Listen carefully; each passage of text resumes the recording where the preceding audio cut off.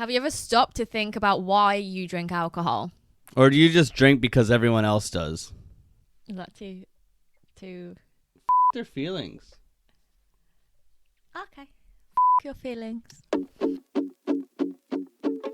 2 years sobriety. Yeah, we are both 2 years sober, and we wanted to make this video to reflect on it a little bit. Just to reflect and give you our honest opinions on how we feel after being sober for 2 years. Yeah, our experiences, what we've gone through, why we're sober, and hopefully give you a little bit of, what's the word? Awareness into how you drink. Why did you get sober, Amy? No, you go first because mine comes off of your reason. Okay. Well, I got sober because I suffer with addiction and alcoholism, and I was drinking for the past 5 years, and I was really in a big downward spiral. And for me, I really big spiral, like at the bottom of the tornado. Anyways, it was really bad, and I had a choice, and that was to get sober or die. Pretty Maybe not immediately, but you were heading there pretty damn fast. You were picking up momentum like it was your job. Yeah. So I was in desperation mode, and I got sober. At that point, I wasn't dating Amy. No, but we were living together. So I was living with Alex through his addiction. Then we went our separate ways. So I moved out. Alex went to treatment. Yep. Got sober, and then we got back in touch. Obviously, watching you just completely spin your life around was inspiring in itself. Mm-hmm. But for me, something clicked when I got hit by a car. No, it did. And I'm obviously, when you get hit by a car, and it wasn't that bad really. Like people watching this, they're gonna be like, okay, Alex almost died, and then you got hit by a car. Tragedy.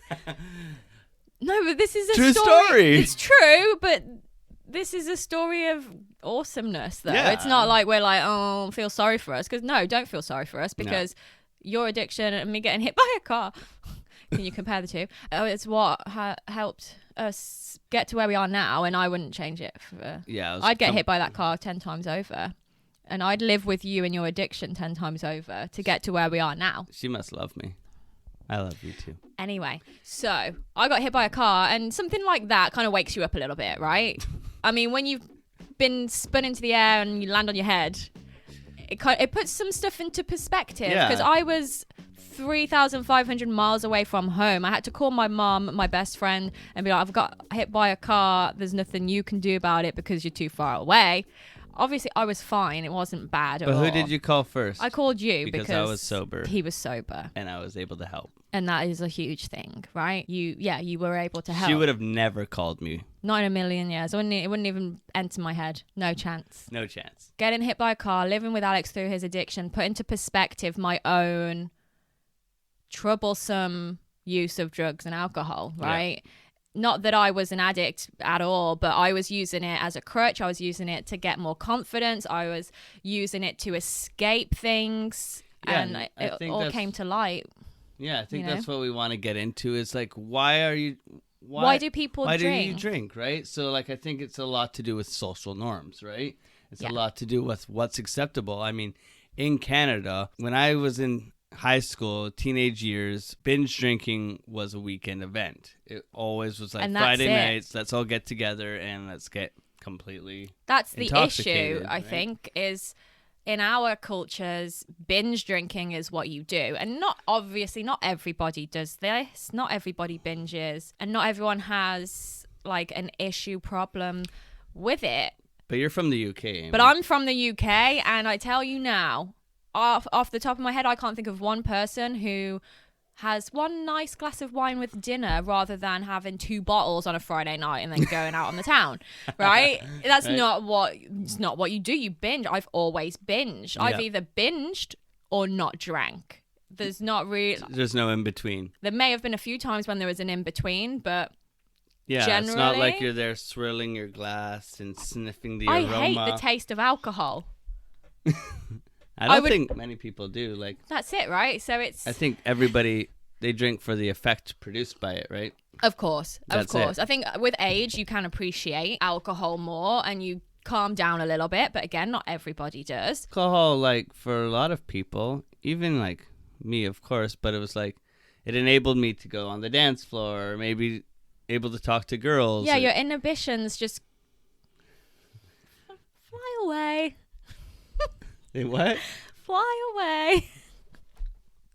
Hello. So we are not at all saying don't drink, it is the devil, because that is totally up to you. Alex, your case was extreme on the Very addiction drastic. side. Very drastic. I mean, I had to stop. I had to stop, and I'm lucky that I was able to do so. Yeah, because not everybody gets to that point. Yeah. On the other hand, it's like, take a step back. Do you just drink to fit in? Yeah. To use it unhealthily? They call it liquid courage for a reason. Like, is it your crutch? Is it your social lubricant? Like, maybe take a look at why you're drinking, right? Because it is an antidepressant, alcohol. No, it's a depressant. It's a depressant. Yeah. It's a depressant. You get that kind of high, giddy feeling, but there's also a reason why you have that one more drink and then you're in floods of tears over your life.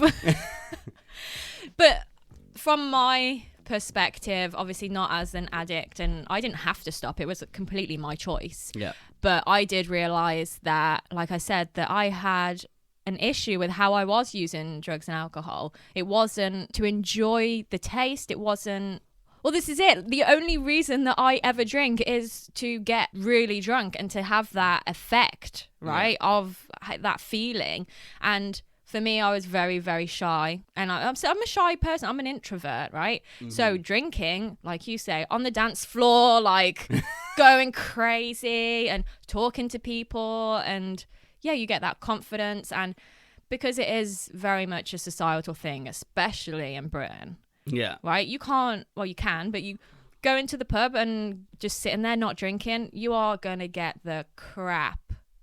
Not beaten out of you, but everyone's gonna take the piss. They're gonna be like, don't even come if you're not gonna get plastered with us. That mentality in itself is problematic, and that's something that I realized. And yeah, like you said, it's sort of taking a step back, questioning what society tells you is okay and normal and healthy, because for me it wasn't healthy at all, and I came to that realization. Yeah, even especially me, I was using it to escape. I was using it for pretty much everything. It became my norm of how to cope with life. But your numbing agent.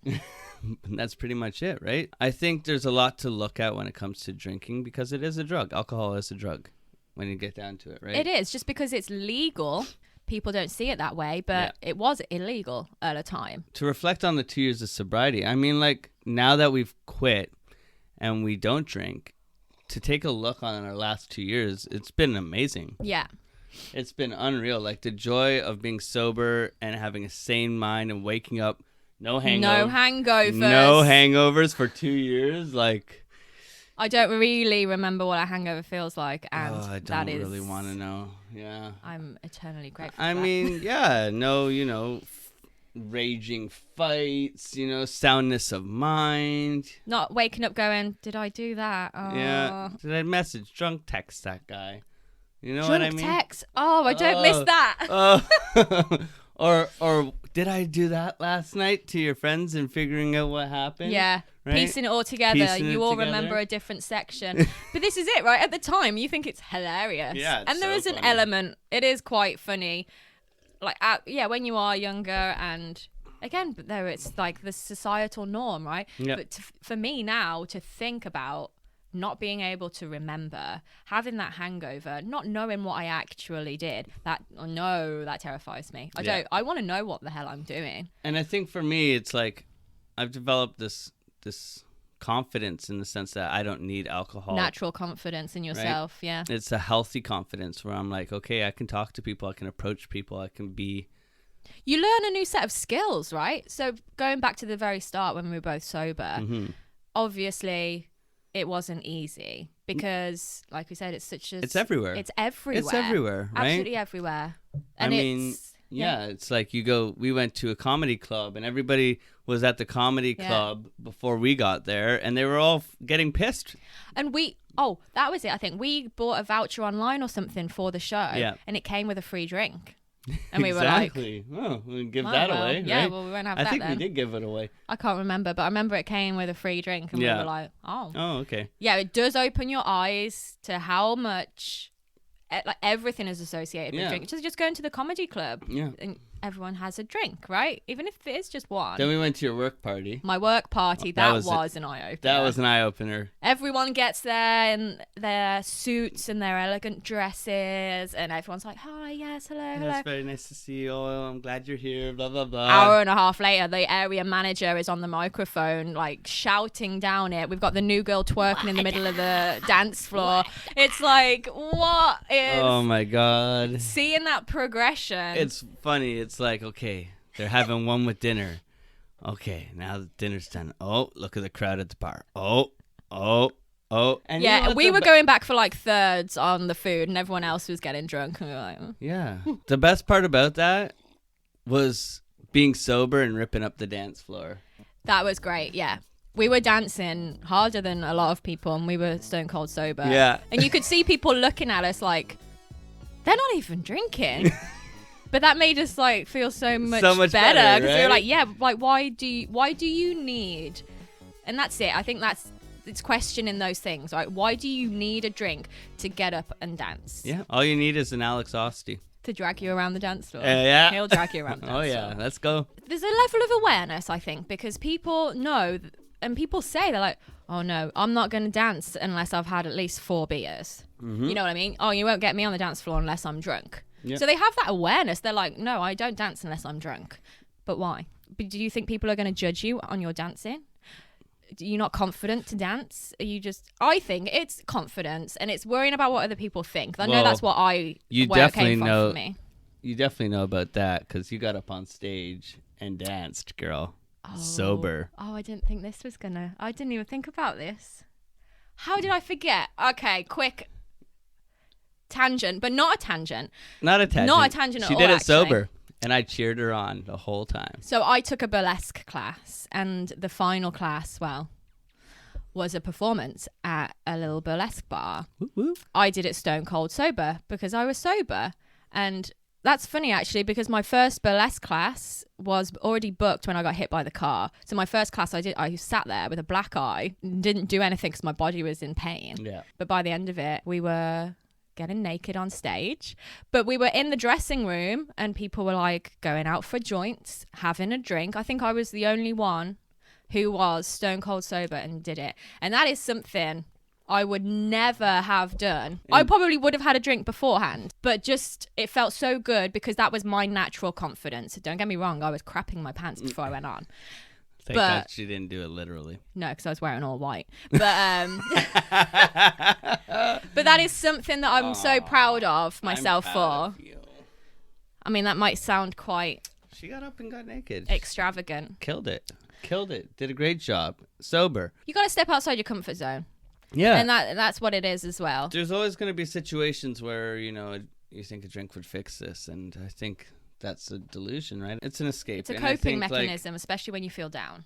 The thing is like, I feel so healthy. I feel so at peace. Like my mind feels clear all the time, right? And it's like not having, like you said, those memory lapses or whatever, like I can't remember what happened last night, or we don't have those drunken arguments, like no. I know that's a big thing with couples and stuff like that. Like it's been really cool to be sober and to be happy at the same time, right? Yeah, definitely. Being 2 years sober is a blessing. It's been a great journey. We've been sober our whole relationship. It's been a great relationship. We've learned how to build our own natural confidence. Yeah.